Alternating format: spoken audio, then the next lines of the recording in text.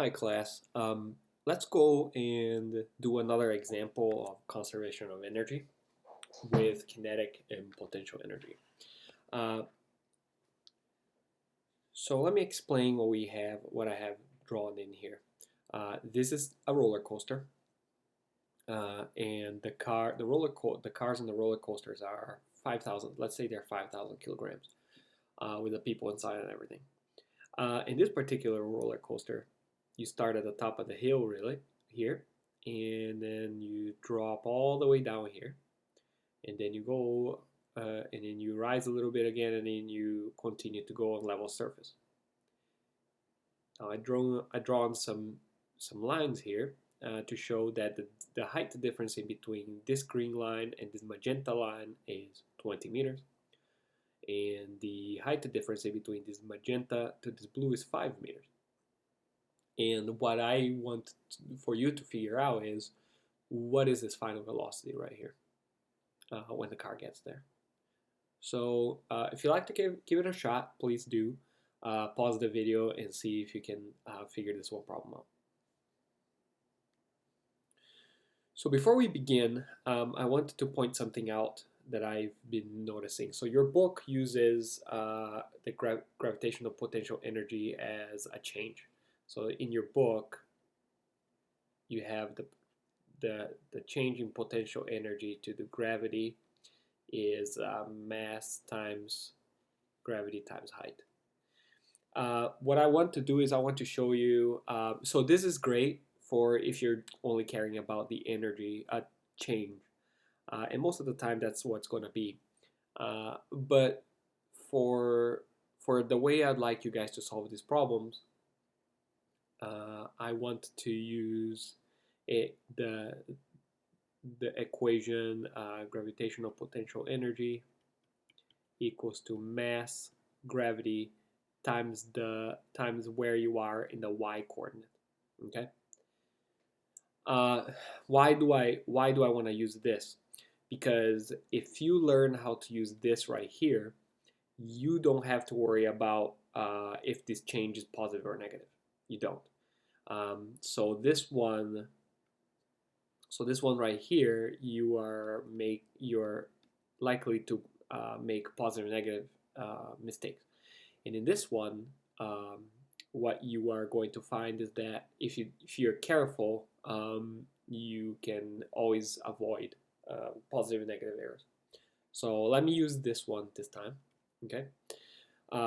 Right. So then we already said that this car is moving and it's climbing. It's falling and climbing. So there's two types of energy.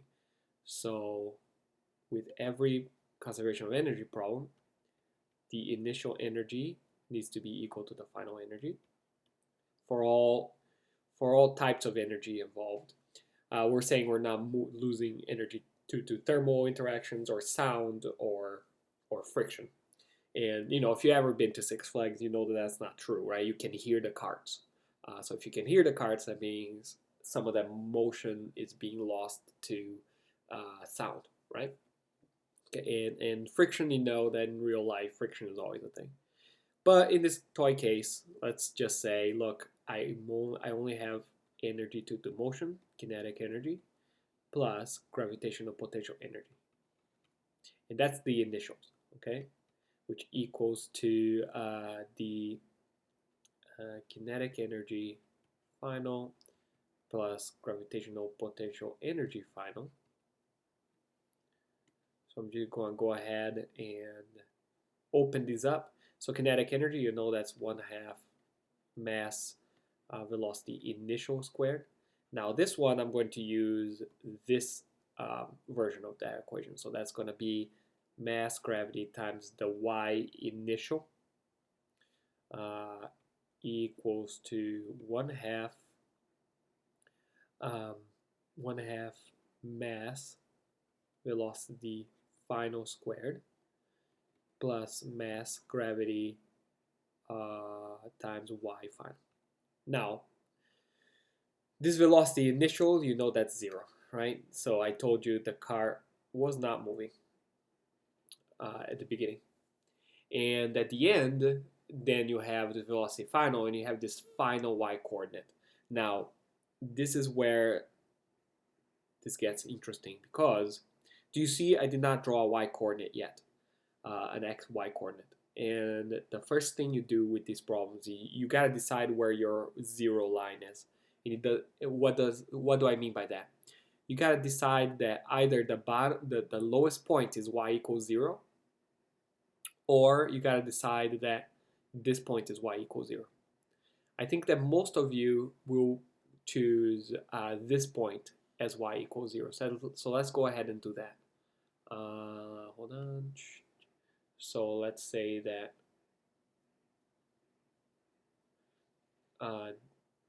this is our x and y, and I'm going to set this line right here to be my y equals 0, right? Which then makes this green line here y equals 25, and that's y initial, and then it makes this magenta here y final equals to 5 meters. Okay, so now you have an initial y position and you have a final y position. So we can go ahead and solve for what we're looking for. What we're looking for is this final velocity term. So masses go away because mass is being applied to every single one of these terms, right?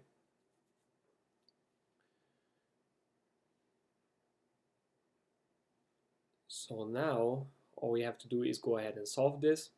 I'm going to go ahead and just move I'm going to move this term here to the left side. So 1/2 velocity final squared is gravity times and y initial minus y final. And I'm just going to go ahead and just solve for the final velocity. The final velocity is then the square root of 2 times gravity times y initial minus y final.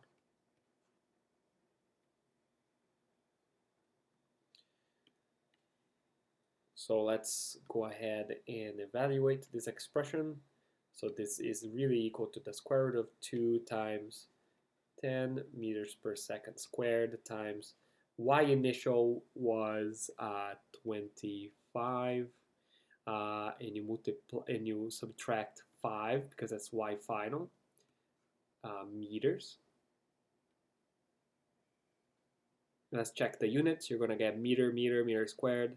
You're going to get second squared, square root. You're going to get meters per second. That's fantastic. That's what we need.